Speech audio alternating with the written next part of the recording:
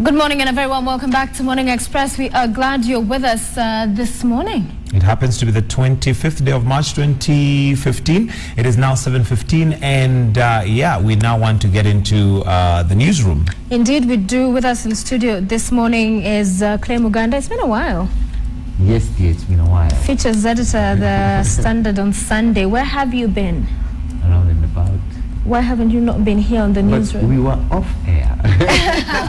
That was ages ago. But I came for one show after that. No, you actually have not. I did. You remember the day of the imbroglio? Oh, imbroglio. Was that after the blackout? That was after. It was like it was before. Yes. Okay. Also with us is Miss Nancy Booker, Head of Journalism and Communications at the Multimedia University. Thank you for joining us. Thank you. And today we'll begin the show on a different note because was it on Friday or Saturday? Saturday that we lost, for those who went to school at Daystar University, where I studied, Mrs. Kizito passed away, and Madam Booker will begin for us with a tribute to her because she's taught most of the people we now see on television, you know, and across the board we saw various people still paying tribute. She died of cancer, so you can give your tribute on that cam one. Okay. Yeah. This last week has been a difficult one for many of us in journalism in this country and in the region. We lost a leading icon in journalism training, Miss Mary Kizito, who has taught communication and journalism in the region for the last 25 years. And a number of those practicing in many newsrooms today, had the privilege of passing through her hands. She has mentored so many. As Sophie has just said, she was, a student of Mary Kizito. I was also a student of Mary Kizito, and many other people out there. And so, as we, mourn her and finally lay her to rest on Saturday in Uganda, we just want to celebrate the person that she was to many of us and, the influence that she has had on us. She has impacted us greatly, influenced us, and, we hope that we are making her proud in making a difference in how we practice communication and how we practice journalism. Yeah. So may her soul rest in eternal peace. Indeed, may her soul rest in eternal peace. And she taught me, I was in her class, and one of the things that I joined Daystar in 2007, and I think this was my second year that I took a class with her, but went to finish last semester, and I remember seeing her there, that despite suffering in this very difficult time, dying from ovarian cancer, she still attended her classes. She still was there.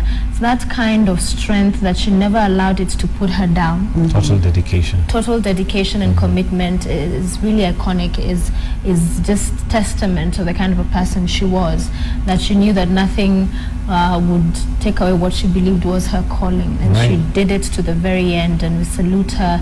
May she rest in peace, and very many of us will never forget.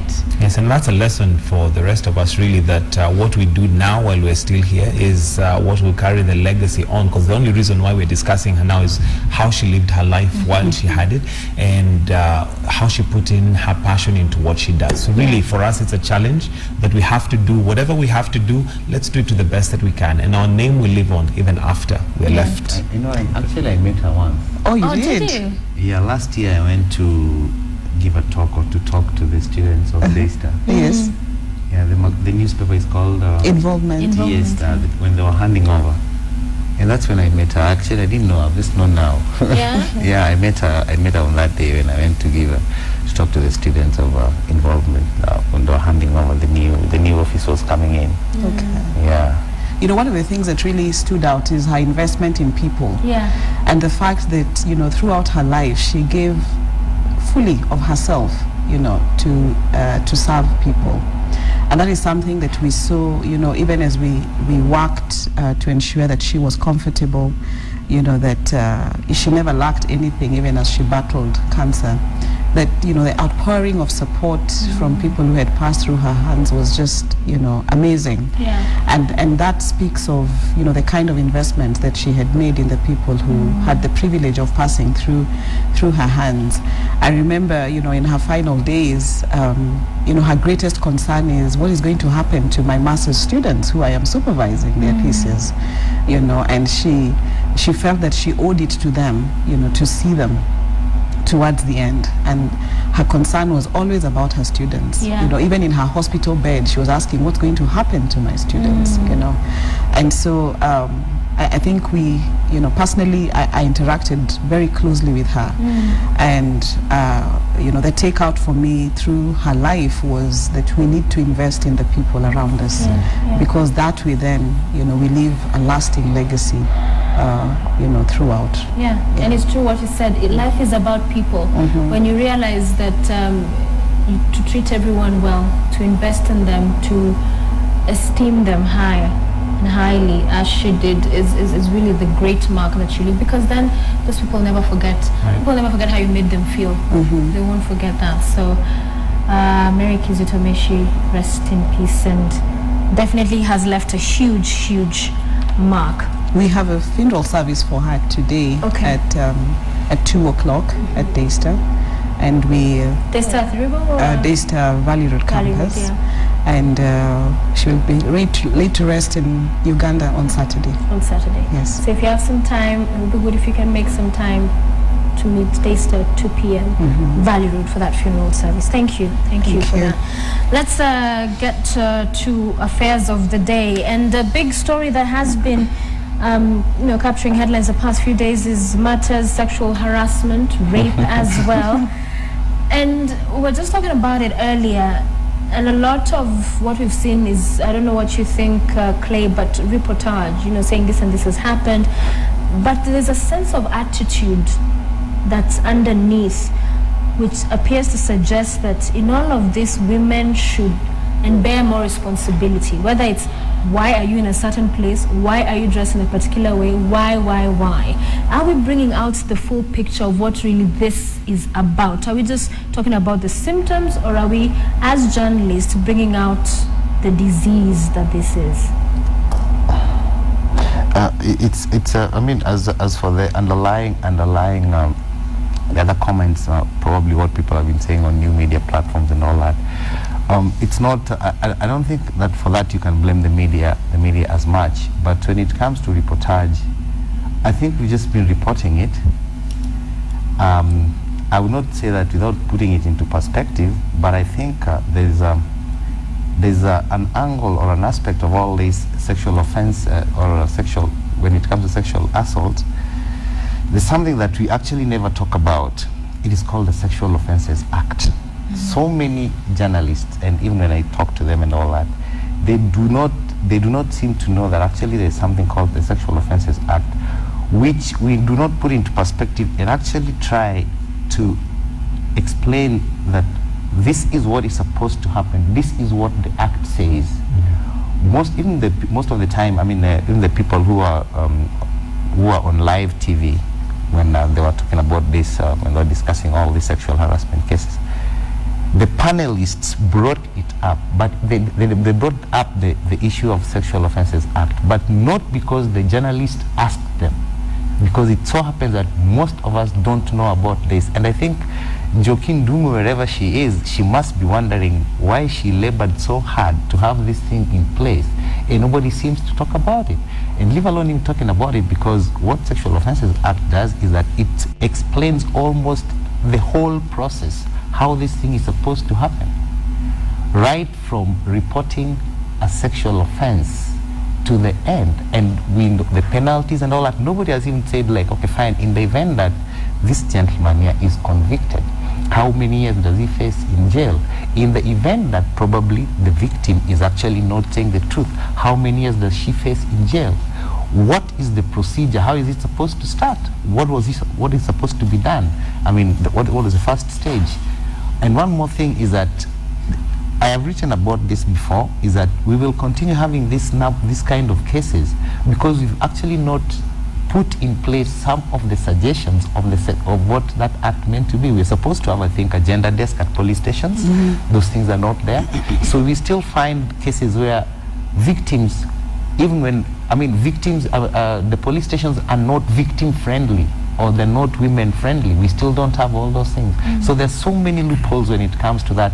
We have to strengthen that act. Will have to be strengthened, or whatever, all those things that were supposed to be to be done to make it stronger. They will have to be put in place. Nobody is pushing for that, and the media is not even mentioning it. All right, Ms. Buka, even as we enforce and put the act and ensure that we bring it out, one of the things that I've realized after this, the reason why it's hitting the headlines, it's like, oh my goodness, this happens. Yet when you read, or when we sit in our private sort of kamkunjis and read people's Twitter handles and all that, there seems to be a feeling that if you're dressed in a certain way, you're asking for it. If you're, for instance, if she was with him at a certain time, then she knew what she was getting herself into. Have we brought this out clearly to sort of put on the table what our society is made of, or are we just putting the headlines, wow, this is amazing, this happened, and we all get shocked, then after that it's swept under the carpet and it continues?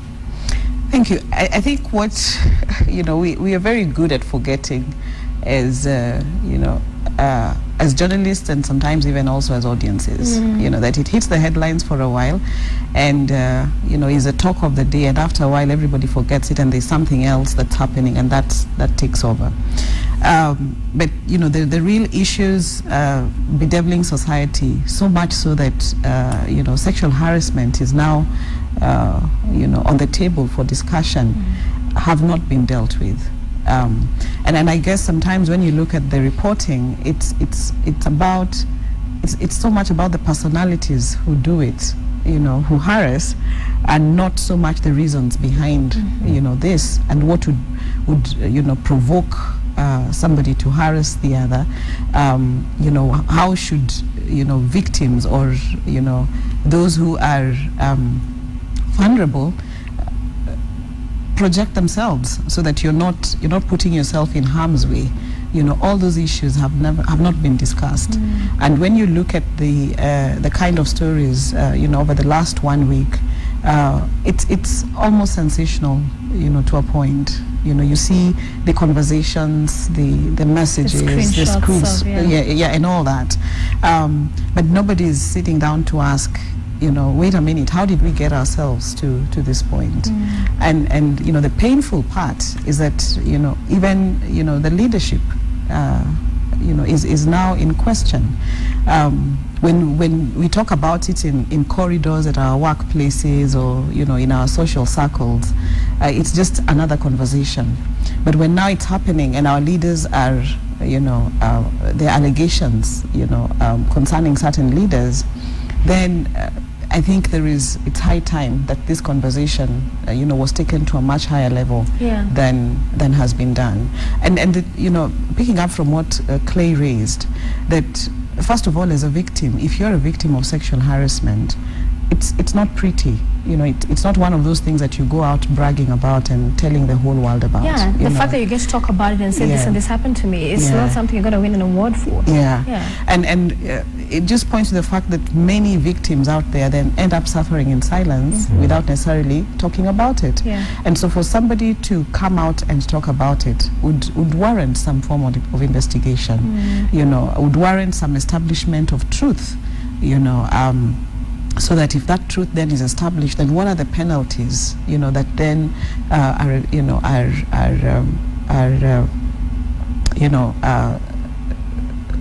suggested or meted on this particular individual. When you talk about the police stations and what mechanisms are in place, you talk to victims and they'll be laughed at. They'll be scorned for coming to talk about it. And questions like, are you sure you're not the one who provoked this person? How sure are we that you are not the one who was even harassing, the person that you now claim is the offender? So those mechanisms are really not in place. Are not in place. Yeah. Okay, and Clay, I think it's a story we need to get into more, because what is more concerning and is just telling of the fact that this might continue is the fact that if, as Ms. Buka was saying, the root causes are not addressed, which is a societal problem, it's a mentality that we have, then it will keep happening, because there are those who strongly believe that it is this responsibility that's on women to dress better, to know better in terms of where to be, whom to hang out with. To be home on time. Yeah, to be home on time. It's not about that it will continue. It's been been happening. Actually, there are very many cases. I mean, Correct, some it has reported, been. very many unreported. Okay, fine. I would not blame the media for the way they've actually probably covered this, but they've done better. I think, okay, fine. Putting the information out there, oh, this and this happened, this and this happened. For the blaming the victim, I don't think that one is the media has not.